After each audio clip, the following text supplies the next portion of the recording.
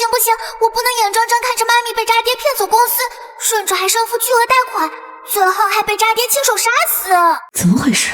难道我能听到小宝的心声？算算时间，渣爹马上要跟他的白月光赶过来了。时间，孩子往上快生出来了，加油！孩子往上生出来了，加油！家属，家属来，什么病危？快去什么公家属？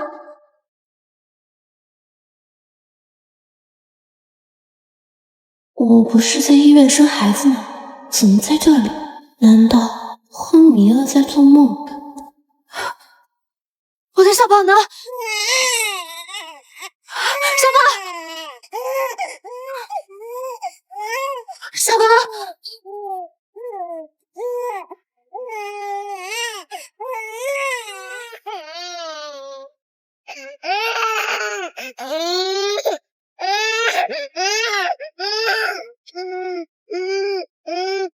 小小，再忍一忍，等我拿到韩若曦公司所有的股份，我就跟他离婚。到时候我一定给你一个名分。其实也没必要离。真的？你愿意跟我这样一辈子？离了婚还要分走一半财产，但是如果是丧偶的话，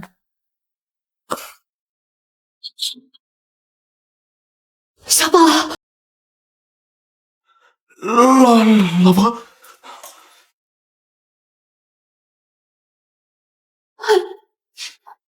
没事啊，妈妈在，不哭。妈妈在。我娇娇，你是我最好的闺蜜，为什么要勾引我的老公？你们为什么要背叛我？哎呀，小宝是你的亲生女儿，你和她勾起，你把她放任到一旁不管，万一小宝出什么事怎么办？既然你都发现了，那我不妨就告诉你，这么多年了，我其实一直都是花着你的钱，住着你的房子，睡着你的奶，而你不过就是给我们俩赚钱的一条狗吧。当初我怀小宝的时候，你答应过我要爱我一辈子的。王立波，谁他妈想着也爱你一辈子？结婚8年，老子看你这张脸恶心了8年。要不是看你还有点臭钱，你以为我会忍你这么久？哎，说实话，我要感谢我这个宝贝女儿。要不是你怀了她，彻底把公司放权给我，我也不会这么早摊牌呀。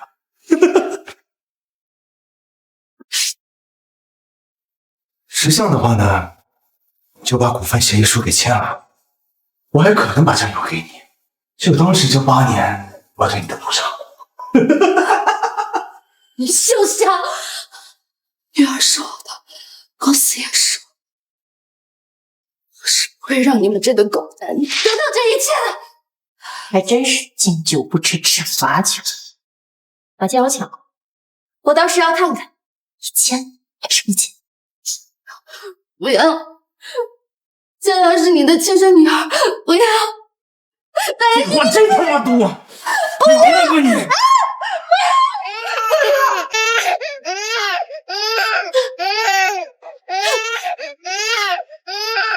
韩若琪，你最好还是乖乖把字签，要不然这小崽子，你永远都别想得到。我要是杀了这对狗男女，把女儿还给我！秋秋。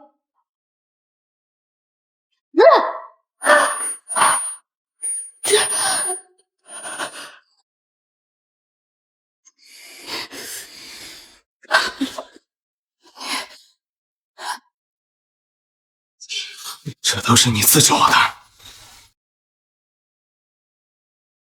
韩若曦啊，韩若曦，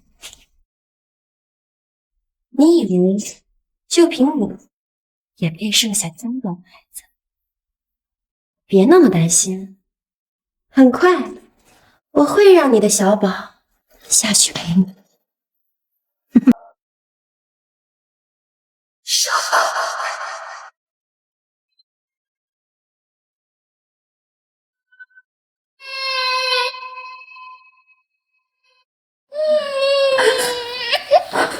真的是一个噩梦啊！马小姐，恭喜你生了个公主。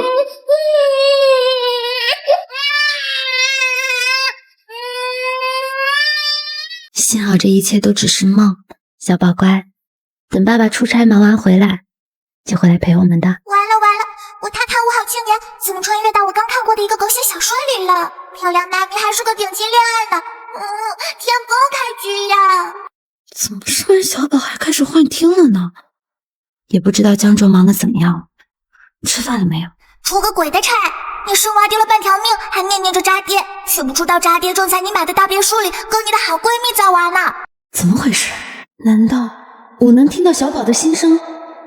算算时间，渣爹马上要跟他的白月光赶过来了。不行不行，我不能眼睁睁看着妈咪被渣爹骗走公司，甚至还身负巨额贷款，最后还被渣爹亲手杀死。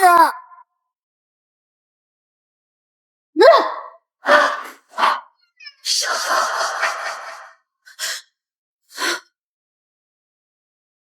难道这一切不是梦？老婆，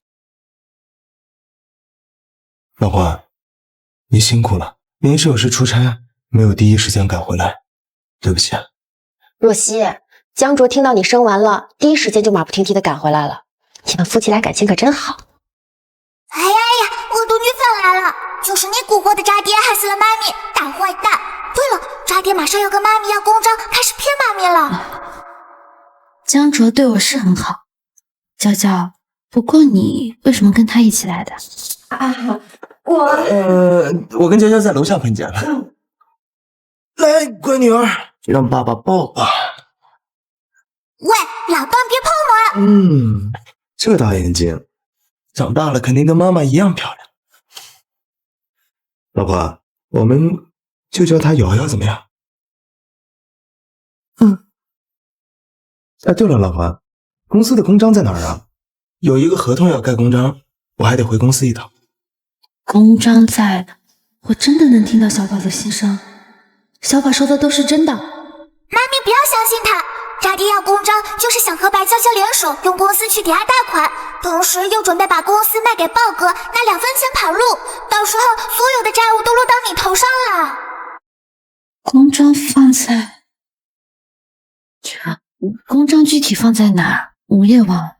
唉，都说人一孕傻3年，看来是真的。若曦，我听说江卓这次谈成的可是笔大单子，就差公章盖合同了。你好好想想，这样你要吃什么要喝什么，我去给你弄。你就想想公章到底在哪。对，老婆，好好想想。妈咪好样的，这渣爹太假了，看我怎么收拾他！完了，老婆，瑶瑶她拉了。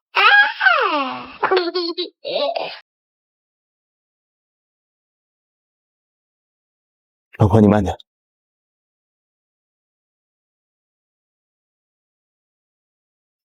在医院住了这么久，一回来心情都好不少。那公章啊，我记得公章好像放在家里了，但具体在哪？老公，我知道你很急，但是你别急，我很快就想起来了。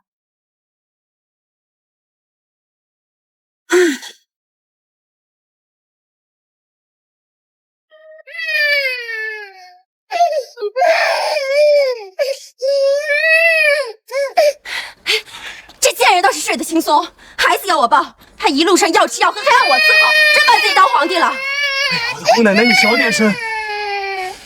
哎，娇娇，这段时间委屈你了。一旦公章拿到手，贷款审批还有豹哥的尾款就全下来了，到时候咱们的好日子不就来了？还想跟渣爹害我妈咪，我一定要让你尝尝我臭臭的厉害！若曦，救命啊！老夫人，这些是我家小姐花重金从拍卖会上买回来的，你们不能拿走啊！走开！没眼力见的东西！我是韩若曦的婆婆，我拿点东西回家怎么了？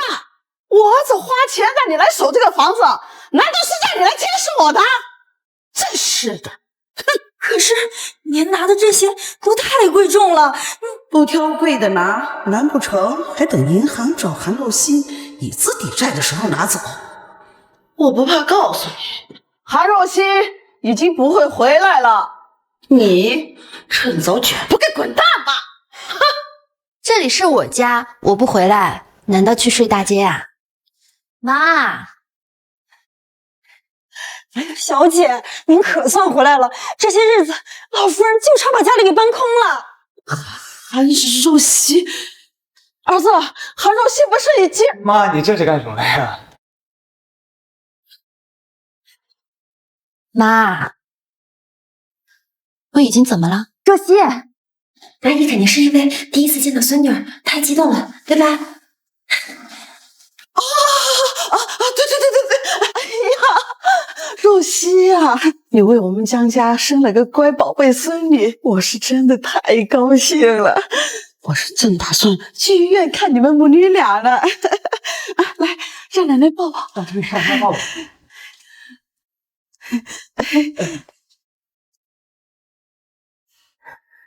妈，您可真是太贴心了，知道我跟小宝要回来，还亲自收拾屋子。既然如此，那您先忙，辛苦您了。啊，应该的，应该的。啊，我姐，我看这地也有一点脏了，你去找个拖把拿给我婆婆啊。她这人做事儿最喜欢亲力亲为，你可千万不能帮她，否则就是不给我婆婆面子。对，我妈也最喜欢打扫卫生了，是吗？哦，是。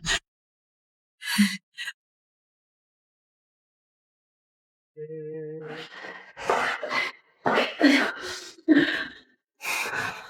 这小贱人让我干这么多活，累死我了！儿子，你们不是说把韩若曦的财产都转移走了吗？怎么还这么顺着他呀？妈，你先别急呀，现在突然出了点状况，韩若曦公司的公章我们还没搞到手，会不会被他转移走了？这会不会出什么意外啊？产妇健忘，更何况这么多年我们把他耍得团团转，接下来只要顺着他哄着他，只要等到他的公章一拿到手。老公，小宝的尿布脏了，你快过来拿去洗洗吧。啊，我？这可是你亲生女儿的尿布，记得手洗啊。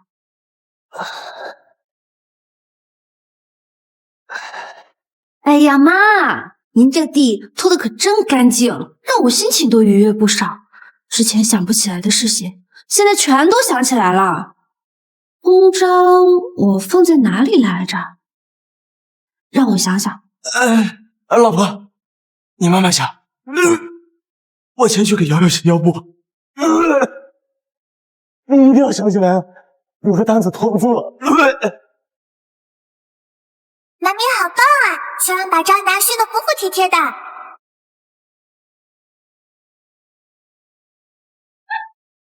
娇娇，你没事吧？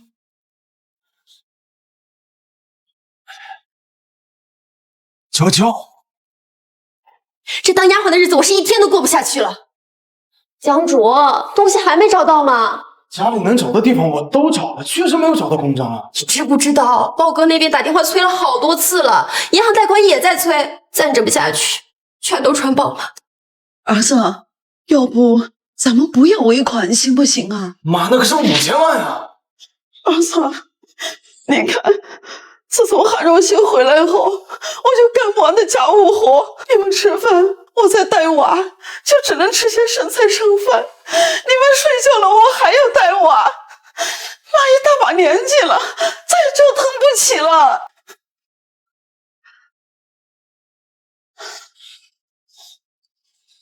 好吧，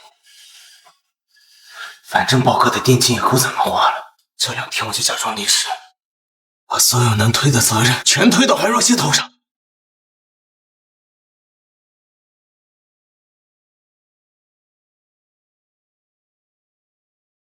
老婆，午饭还得一会儿，你看你跟瑶瑶都回来这么久了，也没出去逛过街，要不让妈陪你们出去逛逛。妈咪别去，渣爹就是想故意支开你，然后他在家伪造出煤气中毒的死亡假象，到时候他们一家子就拿着钱远走高飞了，只给你留下一屁股烂账。好啊，正好我也想带瑶瑶出去逛逛。啊，完蛋了，我这小小年纪直接成富二代了。哎，老公，我出去刷你的卡，你不介意吧？哦吼，没事儿，老婆刷我的卡，我当然乐意了。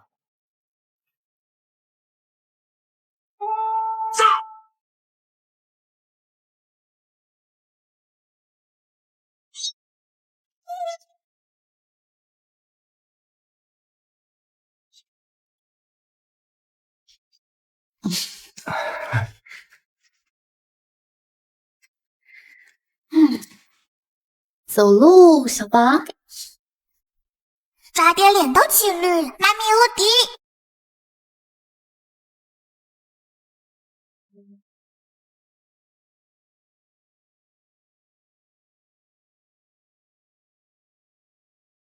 死亡证明已经办好了，现在就等韩若曦上钩。韩若曦那个蠢货，还把我爱的死去活来。要是知道了我的死因，肯定不知所措，六神无主。到时候你就问他公章的事儿，他一定能想起来。江竹，这件事情办成之后，我们是不是就能光明正大的在一起？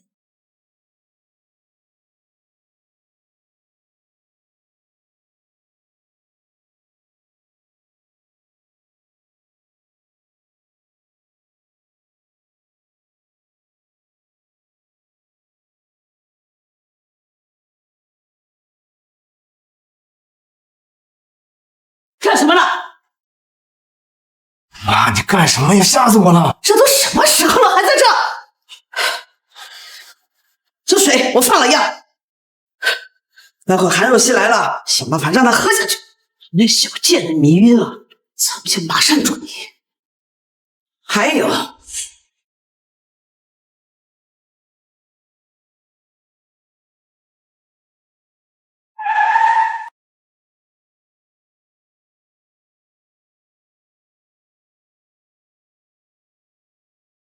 小姐，咱们不是去逛街吗？怎么把车停在这儿啊？很快你就知道了。你看，这不来了。喂，若曦，你快到医院来！江主他为了给你煲汤，煤气中毒，他快不行了。什么？你说什么？我马上过来。怎么会这样？快开车啊！不急。装死有什么意思？要玩就玩把大的。江竹，粗细做全套，这个是麻醉剂，能让你短时间之内没有知觉。你忍一忍，熬过今天，一切都是好日子。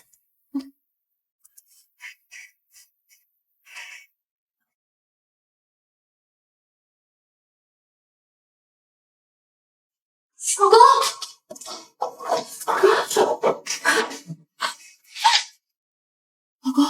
老公，怎么会这样？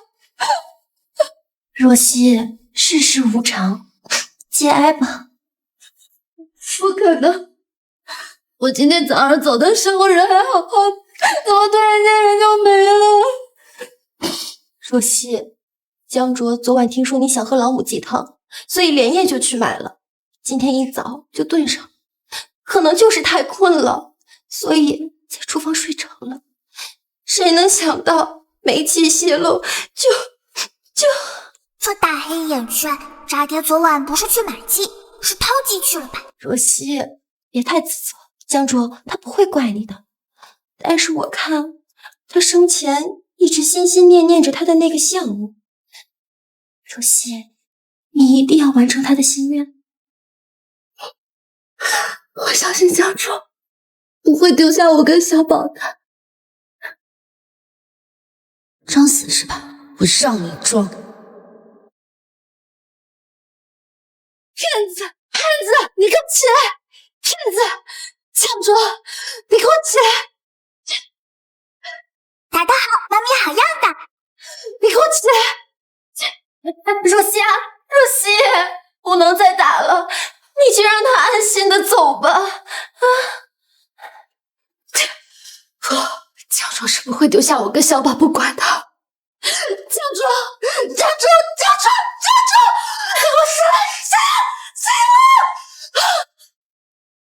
女儿动了，古玉真的动了。小姐，你可真是神医啊！你可千万别停，说不定古玉还有救呢。真的吗？走了，麻醉剂生效还有几分钟。若曦，不能再打了，你这么打他会死不瞑目的。这是死亡证明，你再打，你老公也醒不过来。既然连死亡证明都弄来了，江卓为了骗我，你们还真是煞费苦心啊。若曦，你还要操办江卓的后事，喝点水缓缓。水里有迷药，妈咪你可不能喝呀！狼妖婆已经去联系殡仪馆的车去了，只要你被迷晕，他们就有足够的时间把渣爹转移走。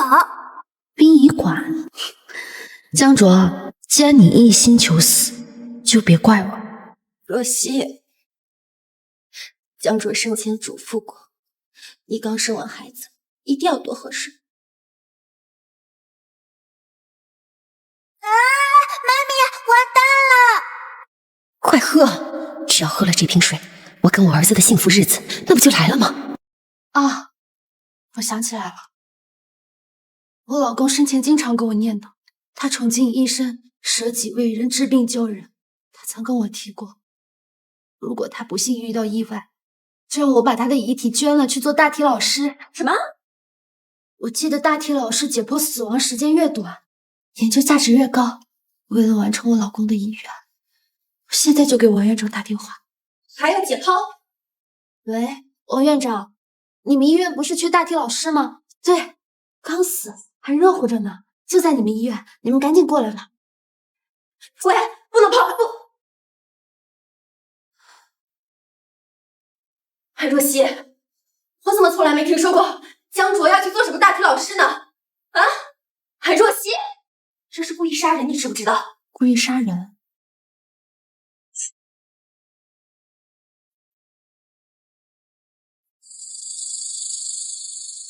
这个死亡证明不是你给我的，还是说其实是江卓诈死了卷钱跑路呢？不是，若曦，我是从来没听说过江卓要去做什么大体老师，还要去自愿捐献遗体。这是我跟我老公在床上说的悄悄话，你跟他们在床上说过吗？若曦，我们可是最好的朋友，怎么能这么想你？怎么办？江卓他妈怎么还不到？把人带走！不行，你们不能带走他。韩总，他急了，他急了！娇娇，江卓生前是我的丈夫，他意外离世，我比你更伤心。但是死者为大，我们还是早点把他解剖吧。王院长，你还是尽快把人带走，争取早点解剖，造福更多百姓。韩总，我仅代表我院向您还有您的先生致以最崇高的敬意。正是你们的无私奉献，让我们的医学研究得以突飞猛进。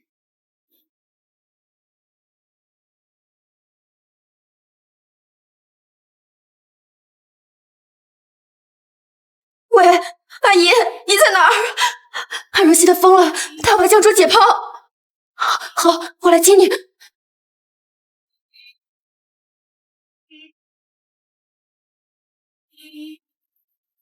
老公，你的眼角膜、心脏、肾脏都会被摘除，造福更多百姓。你的身体也会被一刀一刀划开，你就安心走吧。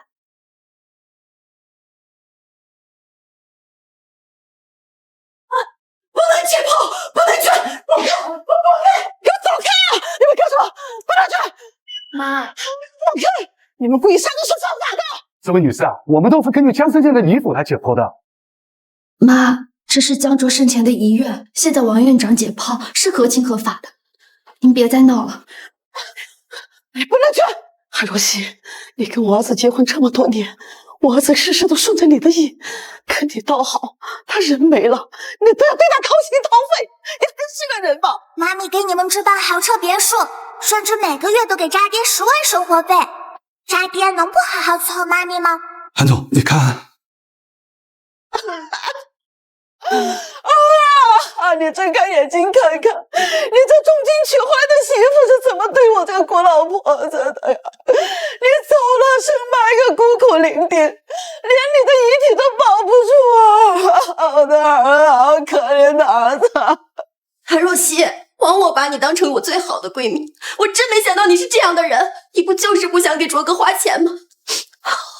他后事的费用我来出，有你们几个。走，阿姨，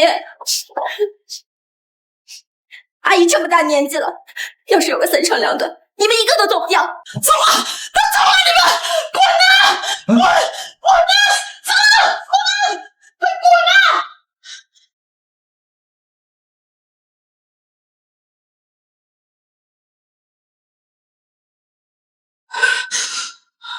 妈，娇娇，刚刚是我一时冲动，喝点水消消气。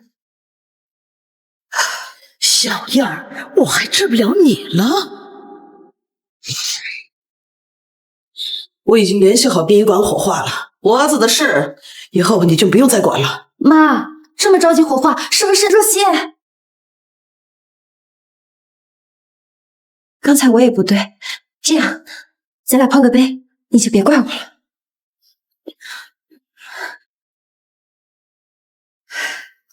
我怎么会怪你呢？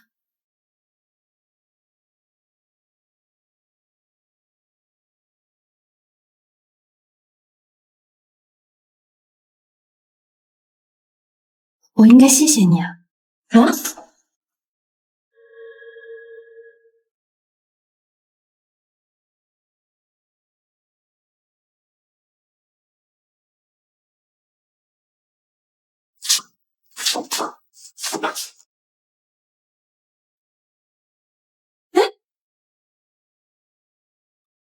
妈，你怎么了？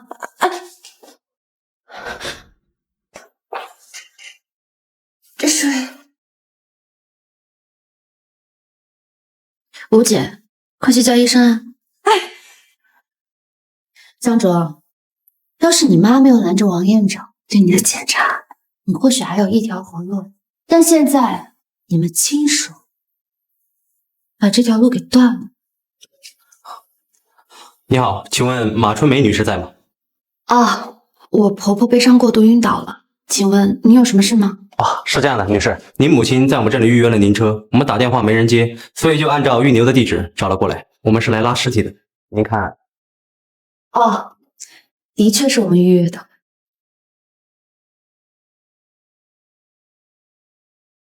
这是我丈夫的死亡证明。江卓，自作孽不可活。既然你们喜欢演戏，那就演全套好了。殡仪馆是你妈跟小三帮你联系的，那我就顺带做个顺水人情，把你火化了。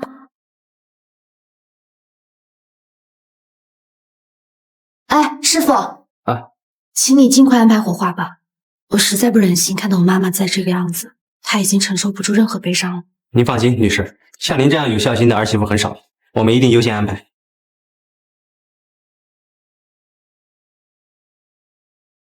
大哥，哎，我丈夫怕疼，麻烦一会儿火力猛一点，给他个痛快吧。哦，夫人，您客气了，送每位逝者安详的上路是我们的职责。夫人，请。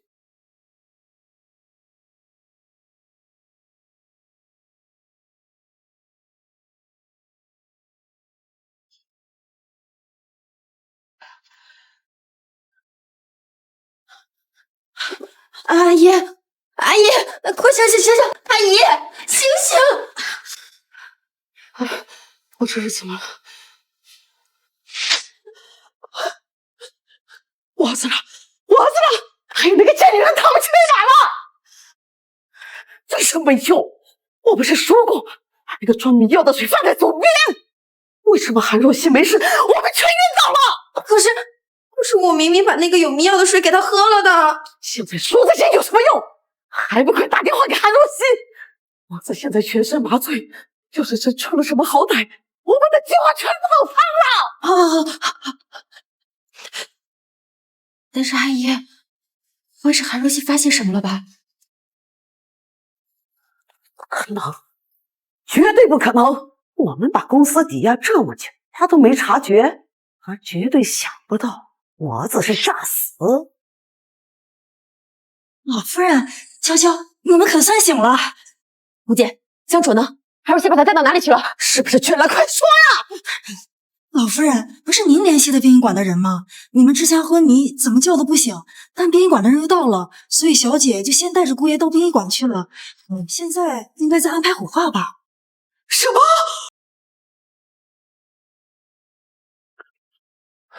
等等，大哥，我想和我老公在最后说几句话，想亲自送他最后一程，您看能不能行个方便？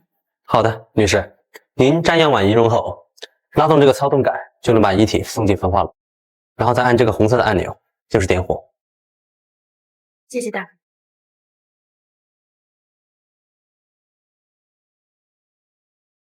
江总，你出轨，转移财产，让我背上上千万的负债，你以为我什么都不知道吗？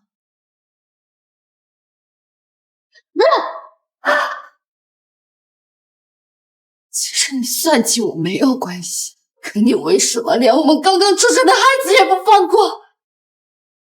都说男人娶妻娶贤不娶色，女人嫁夫嫁德不嫁才。当初你从你们小县城一步步打拼到城里，我以为你踏实可干，我耗尽资源扶持你，我不顾亲戚朋友反对嫁给你，没想到你让我输得这么彻底。既然你想反抗，我成全你。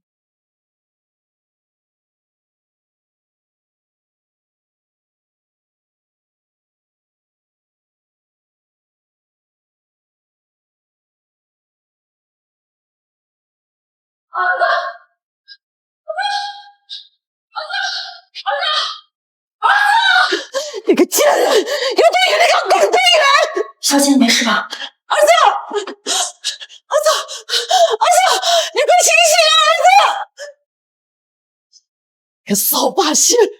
我儿子要是有什么三长两短，我让你偿命！阿姨，老夫人，你这是什么话？说不捐遗体的是你，联系殡仪馆的人也是你。在你晕倒的时候，是我们小姐跑上跑下的忙活着，还忙得甚至没有时间给小宝喂奶，这怎么还成了她的不对了？你给我闭嘴！这个赔钱货能跟我儿子比吗？你们走，你们都给我走！我要送我儿子最后一程。妈，江卓去世我也很难过，但是你要坚强。我们还是早日把他火化，让他早点入土为安吧。这不也是你想看到的吗？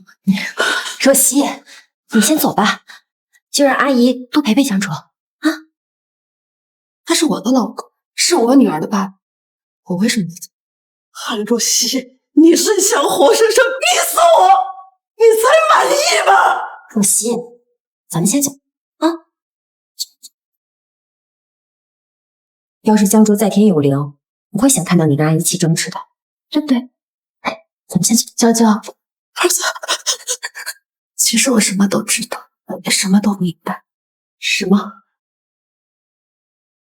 我们都接受不了江卓的离开，都舍不得把他火化。那好，我来做这个坏人。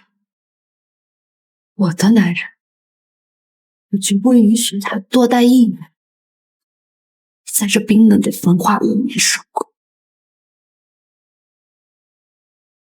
不要！谁都不能杀了我儿子！儿子出来！你怎么来了？爸，你不是在乡下老家吗？啊，若曦也在呢。若曦，都怪我不好，是我擅自做主，把叔叔叫过来的。三撒谎，他们都是一伙的，早就跟渣爹串通好了，准备来拿钱跑路的。是吗？哎呦，是啊，娇娇说的没错呀。小卓发生了意外，我们都很难过呀。若曦啊，你还要照顾瑶瑶，千万不能累坏了身体。这儿有你妈和我就够了。你呀，回家休息，再休息吧，休息啊。根据现在的时间点来看，应该是被渣爹忽悠，买了妈咪公司的报哥知道，现在的公司只剩下一个空壳，来找渣爹算账来。江城的地下皇帝报告。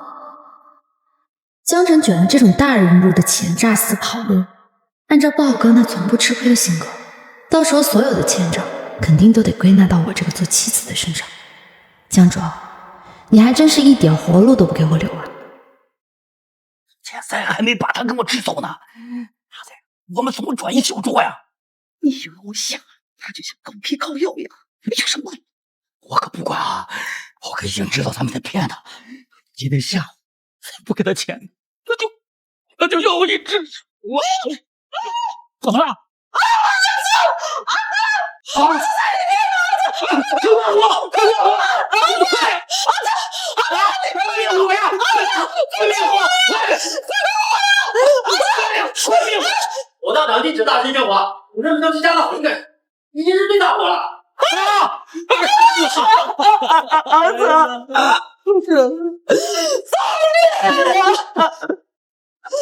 我存心心急，把儿子也整出戏，最后把儿子都打进去了。老子，你胡说八道什么呢？我操，儿子他已经死了，可是那笔钱还在儿子卡上，我上去也知道了，他们1分钱也不到，儿子和钱咱们得多一样。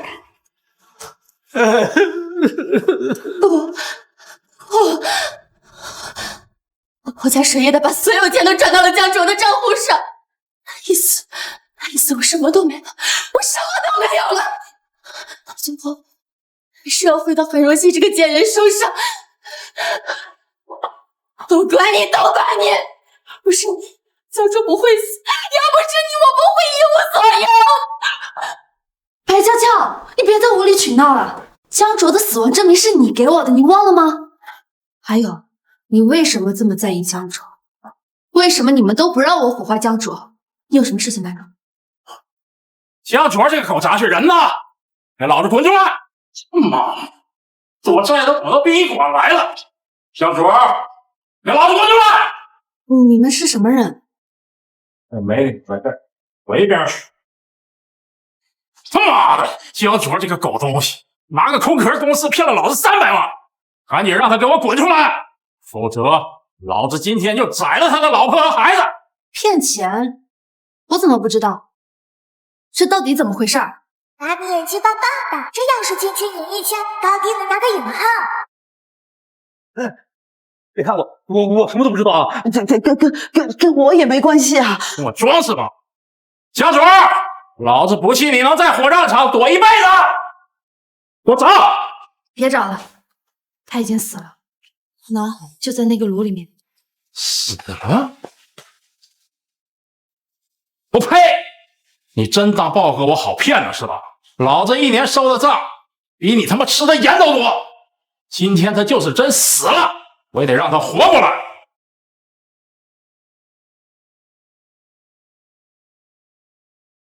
这是他的死亡证明。真死了？妈的，欠了老子300万，居然一死了之了。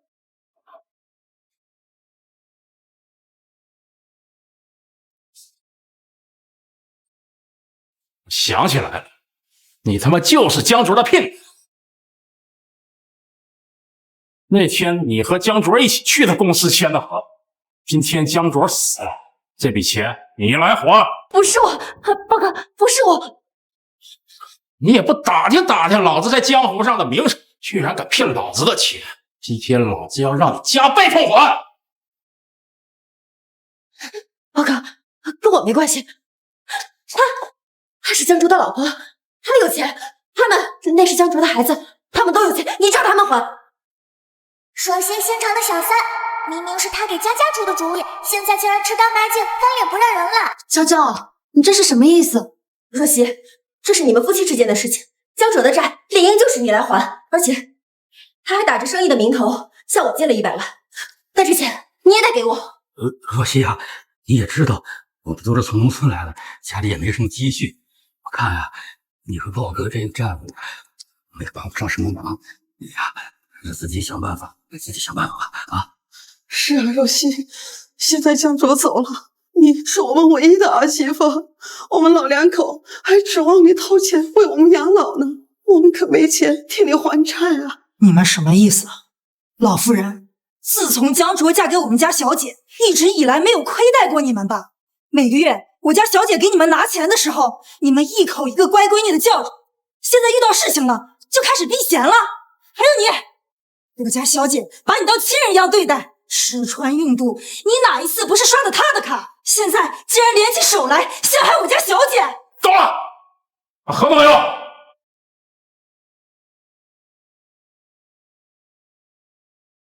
今天只要有人认这个账，不管你是小三儿还是原配，本金300万，违约金300万，加一起600万，还钱。600万？我哪有那么多钱？没钱？这他妈白纸黑字上写着呢，想当老子面赖账似的。渣爹照着之前偷偷的把自己捞的那部分资产全部转移到了海外，另外还专门立了一份遗嘱，受益人只有妈咪，就是为了将债务更好的全转移到妈咪头上。要是没有这个遗嘱就好了。小宝，难道你就是上天派来拯救天使吗？这账我认。什么？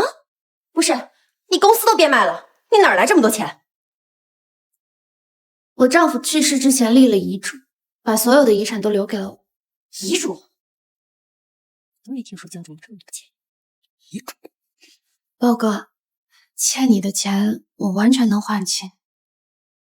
不过我老公现在正在火化，你能不能等明天我处理完我老公的后事，再来算一算？可以，道上的人都知道我豹哥最讲江湖道理，我就给你1天时间，明天下午见不到钱的话，弄死你！豹哥，为什么是我啊？哎，豹哥！若曦啊，你没事吧？若曦啊，也就是我们老两口老了，要不然我们就算砸锅卖铁，也得帮你把这个债给还上啊！没事的，爸，你跟妈要是没有什么安排的话，你们就先回去休息吧。等我把江卓的后事处理好，明天我再给你们安排遗产怎么分的事情。好姑娘，好儿媳妇。那我跟你爸就先回去了，我们年纪大了，就不给你们年轻人添麻烦了。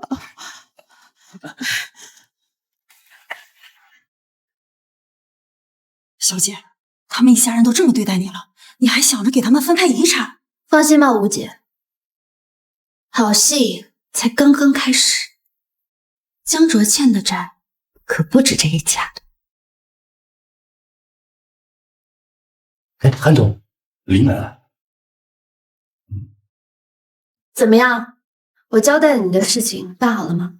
韩总，林正手眼通天，居然能找到江卓的海外账户。经过我们团队的协调，如今已经帮你追回了全部的资产。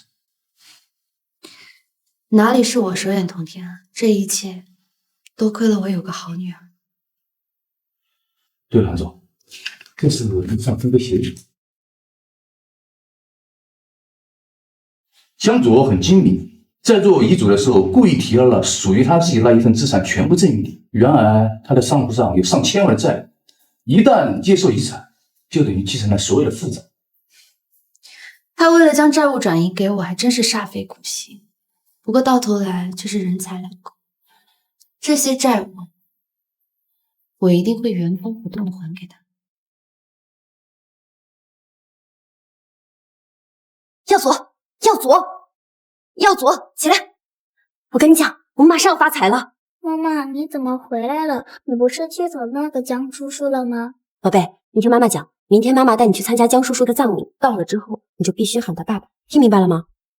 我不，我看到过江叔叔在床上打你，他是坏人，我才不要叫他爸爸呢。宝贝，你要听话，我把你生下来就是希望你能成才，咱们一起过好日子。现在机会可算来了，你千万不能给我掉链子，听明白了吗？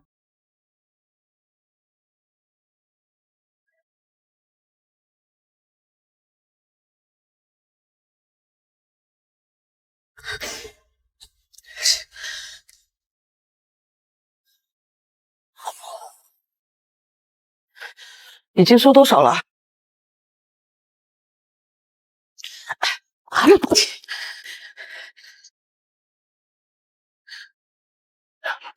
老婆子，这么做有点不太好吧？有什么不好的？我不拿，难不成要留给他吗？说好。哎呀，我的儿啊！你这亲戚就这么走了呀？你他妈怎么活呀？马大姐，你别太难过了。我就这么一个儿子，捧在手里怕摔了，含在嘴里怕化了。可现在，都怪这个女人！我儿子就是为了给他煲汤，好端端的人说没就没了呀。都说儿媳能顶半边天，可他到现在都没给我表示。老头子，以后咱们可怎么活呀？都说养儿防老，马大姐的儿子为了给他老婆煲汤出了事，尸骨未寒，现在就开始嫌弃他们二老了，这还是人吗？你生孩子，马大姐不辞辛苦从农村到城里照顾你，你转眼就不认人了，你真不是个东西。人死了还被聘用军找人质，天底下哪有那么好的事儿？再怎么着也得拿一笔赡养费吧。你们别胡说八道，我家小姐对待他们江家人可不薄。我姐，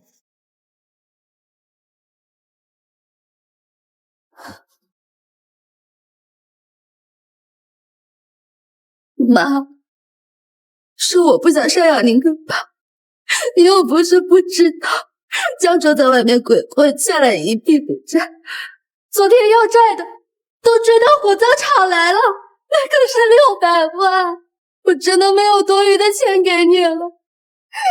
马大姐，600万啊！你儿子在外面干了什么？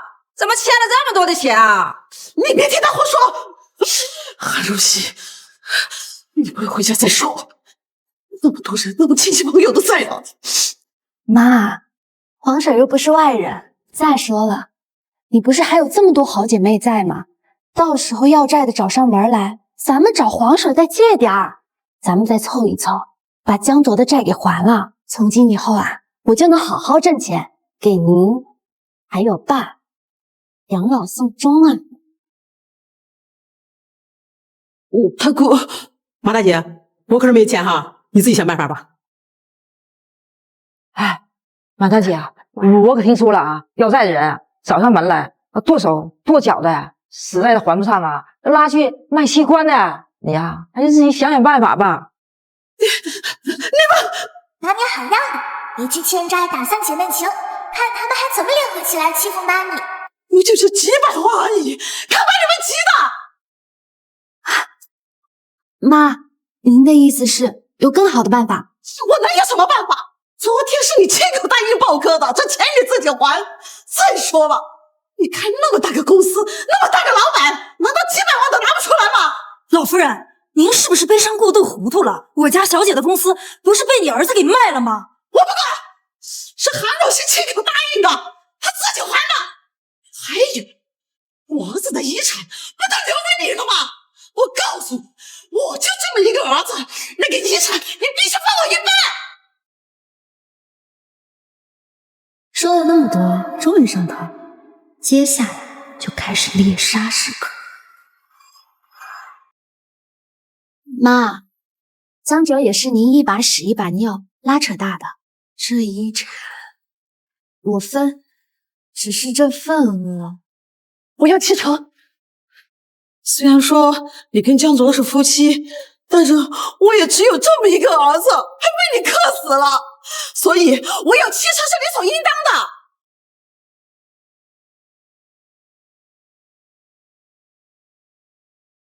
5成？5成？怎么5成你还不愿意啊？哎呀，儿子，你睁开眼好好看看吧！各位父老乡亲们，你们也睁开眼好好看看，这就是我江家的好儿媳。你看我儿子没了，就肆无忌惮的欺负我呀！儿子，我和你爸已经撑不下去了，你把我们带走吧。若曦，自从你嫁到江家，江哲对你一心一意，夫妻一场，你就这样对待马大姐，你就不怕江哲半夜来找你吗？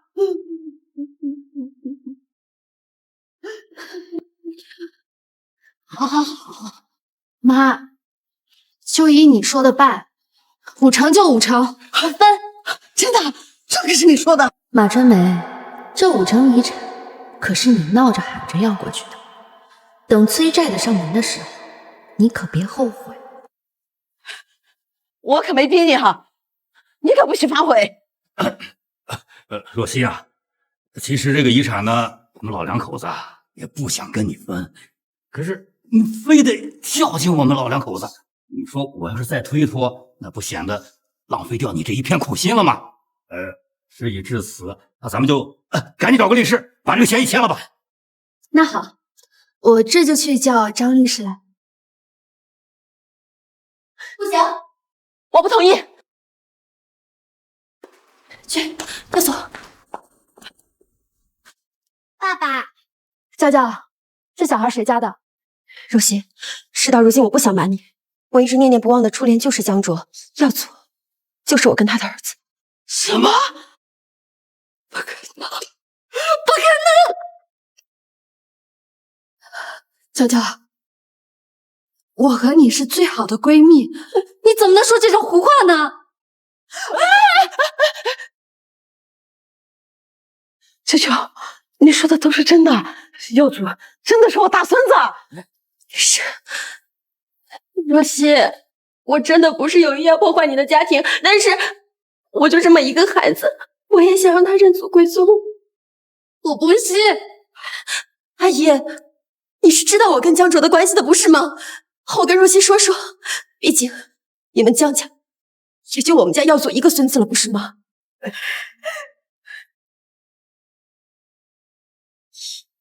真是太像了，老婆子，你看这个鼻子，这个眼睛，跟咱们儿子小的时候简直就是一模一样啊！奶奶看看，哎呀，简直是太像了！我求求你，你接受现实好不好？江卓去了，我一个人带着他，你看看他，我儿子还那么小，我求求你，这个抚养费你能不能给我？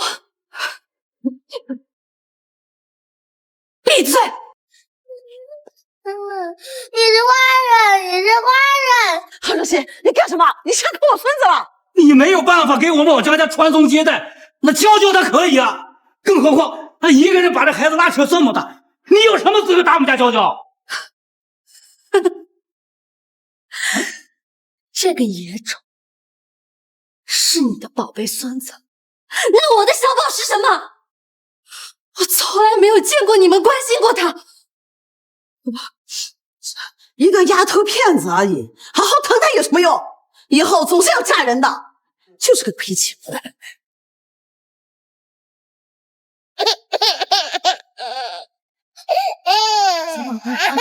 没事的，没事的，没事的，妈咪别生气，反正这孩子也不是渣爹的种，你想想老让婆帮别人养孙子就好笑。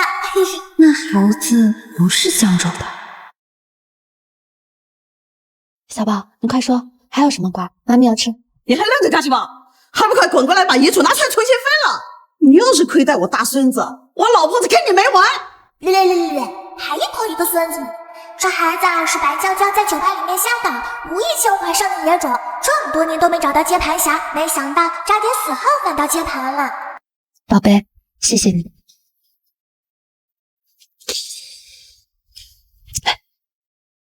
小姐，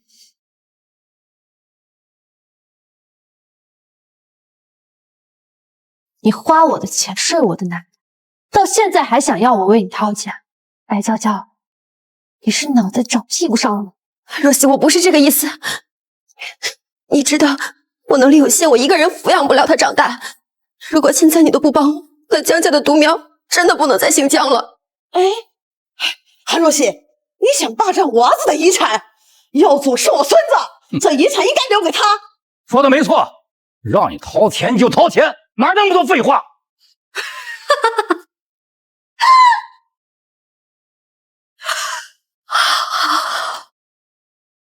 你们都很闲，都来欺负我一个弱女子是吧？都想要拿钱，行，我全部都给你们，我一分不要，你们满意了吧？不是这个意思，若曦，我真的是为了我儿子，这个财产我们只要一半。韩若曦，你在我们家享受了那么多年的富太太生活，我想你也不差那点钱吧？依我看呐，这遗产一半留给我们俩老可养老，一半分给耀嘴。毕竟养孩子开销大嘛，这苦了谁，也不能苦了孩子。是啊，若曦啊，你得大度些，毕竟你生了一个姑娘。不过你把那姑娘养大了，你还能赚一份彩礼钱呢，是不是？那个遗产必须按照你妈说的分。韩总，江卓的所有遗产都盘点好。韩总，看。房产五处，公司股份30%，总共价值500万。好，500万，那正好，到时候我们一人250。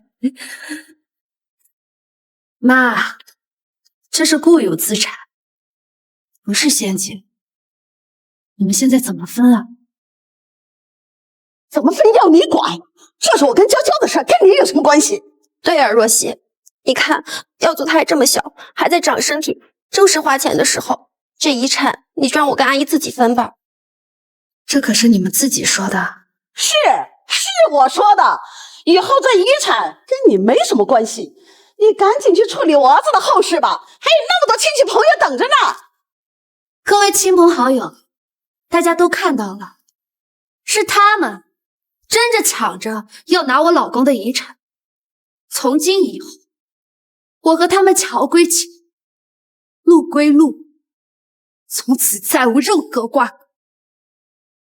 张律师，把合同拿给他们签了吧。是。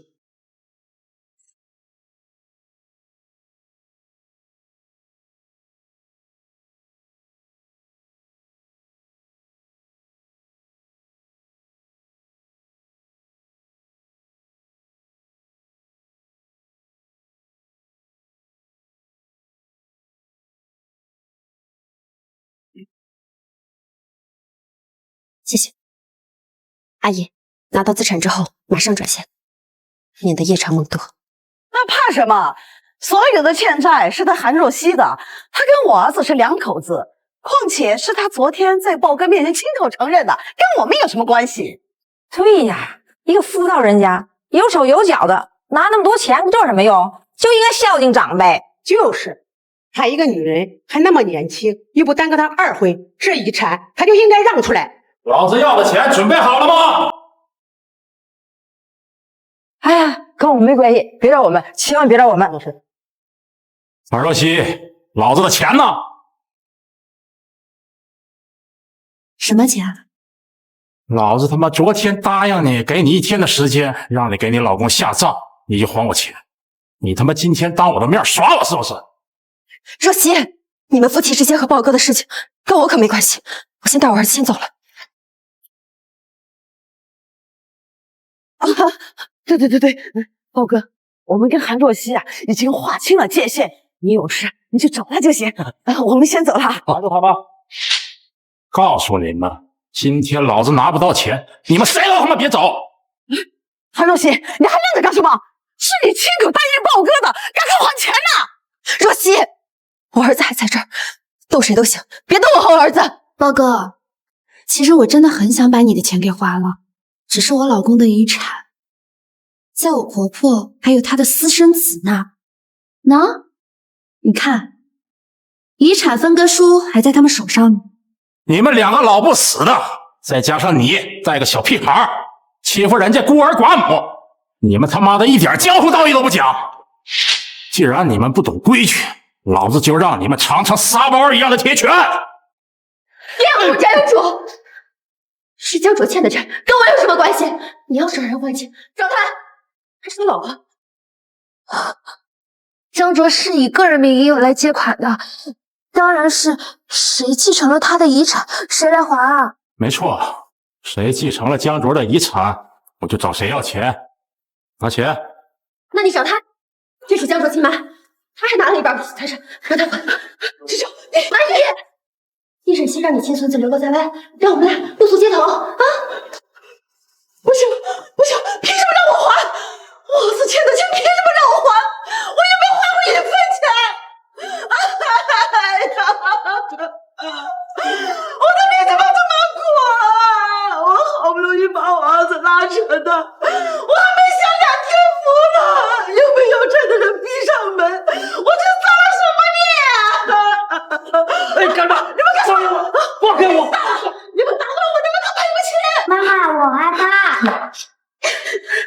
儿子还这么小，告诉你，你们都得是犯法的！放开！犯法？他们欠债不还才叫犯法！把他们给我压住！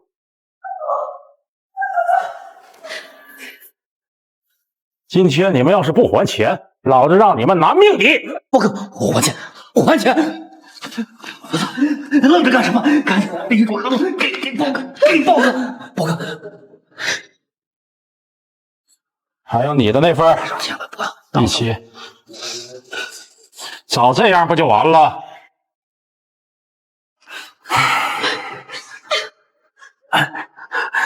这边来了，韩若曦，你个扫把星！我就知道你这么轻易的就把遗嘱拿出来分，肯定不安好心。妈，您在说什么呢？江卓欠债，您不是知道的吗？至于拿了钱就想万事大吉，哪有那么容易？韩若曦，你等着，总有一天我会让你跪下来求。儿子，没事，咱们走。老婆子，咱们也得赶紧跑。当初咱们捐钱的时候不值钱了，报给他们一家钱，找上门来了，咱们就没钱还了。快走！两份遗嘱加起来才500万，不够还钱的，把他们给我拦住，别让他们跑了！真是活该！从一开始渣爹一家就没安好心，想要算计妈咪。现在好了，恶人自有恶人磨。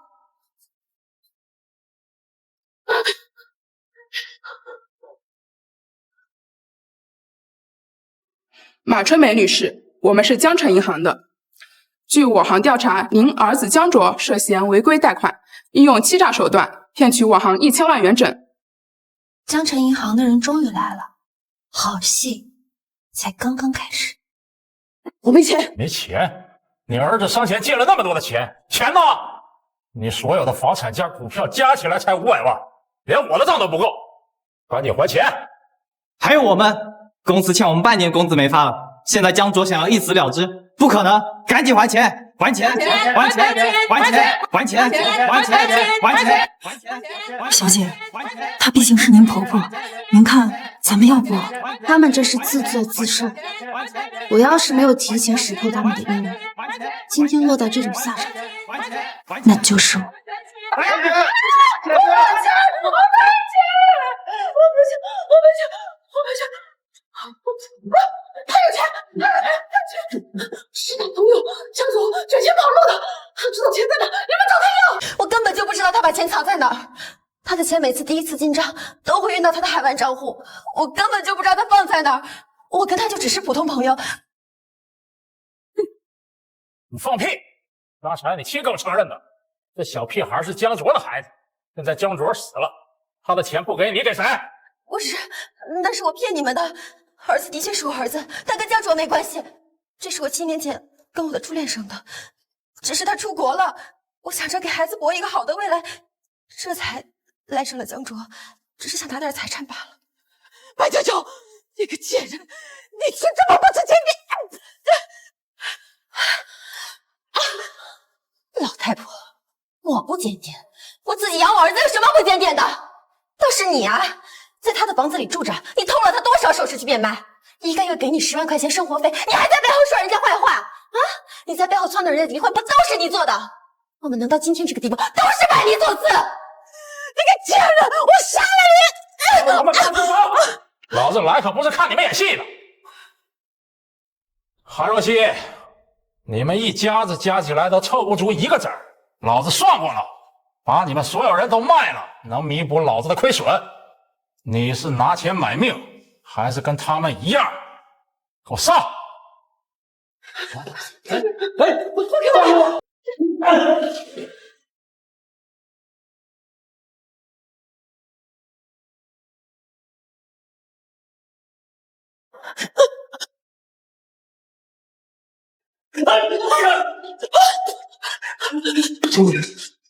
若曦，我求求你救救我，我还不想死，我再也不给你争遗产了，你去看在你跟江总多年感情的份上，救救妈妈！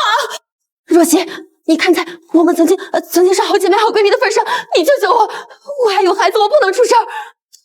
欠债还钱，天经地义，谁欠的债，当然由谁来还。这钱我可不还。那是你老公欠的钱，你不掏钱填窟窿，等银行的人把你带走了，老子他妈找谁呀？豹哥，有话好好说，别动手了。既然是江卓欠的你的钱，那你去找江卓要不就行了？他妈的，江卓已经化成灰了，你想让老子下去吗？谁说他死了？老子他妈亲眼看着他化了。我这什么？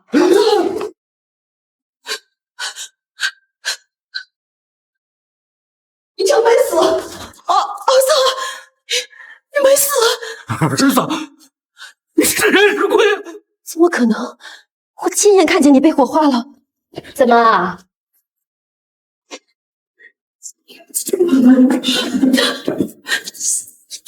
看见你情夫和你宝贝儿子还活着，你们不高兴？这怎么可能？昨天是我亲手按下的起火键，那时候我儿子明明在焚化炉里。哦，你说焚化炉里面的那个，那只是一具野狗的尸体，你要认他当你的儿子，这可不太行吧？这么说，这一切你由始至终你都知道。要想人不知，除非己莫为。江卓既然还活着，那岂不是所有债务不用我来偿还？江卓，我想死你了！滚开！贱人，我看你是想我死，这野种他妈谁的？啊！老子跟你在一起这么久，都不知道你儿子他妈这么大了。爸爸，滚！你他妈是我爸爸！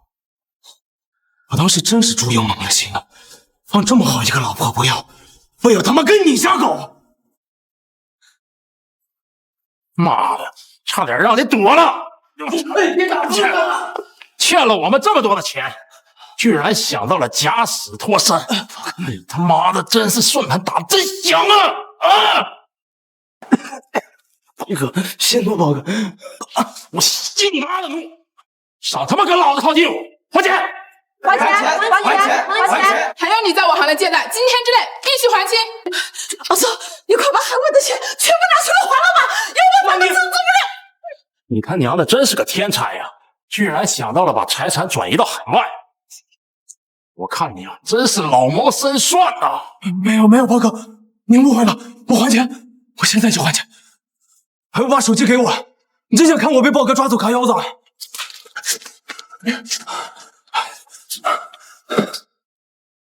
真想看到渣爹查看了海外账户，却发现所有钱都被妈咪转走之后的样子。你这个小淘气，这么小就喜欢看热闹了？不，怎么可能？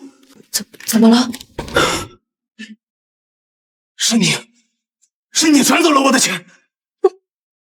我海外几千万的账目呢？钱呢？钱呢？钱没了！我看看，钱没了。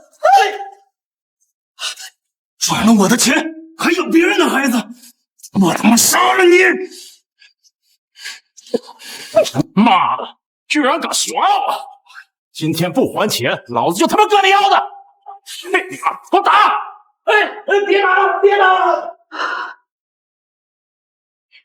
好戏也看完了，我们走吧。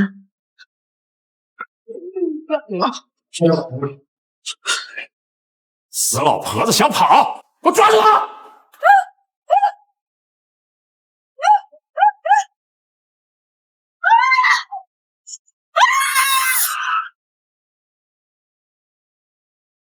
判决结果出来了，我给你读一下。您请说。被告人江卓犯诈骗罪，判处有期徒刑14年，剥夺政治权利3年。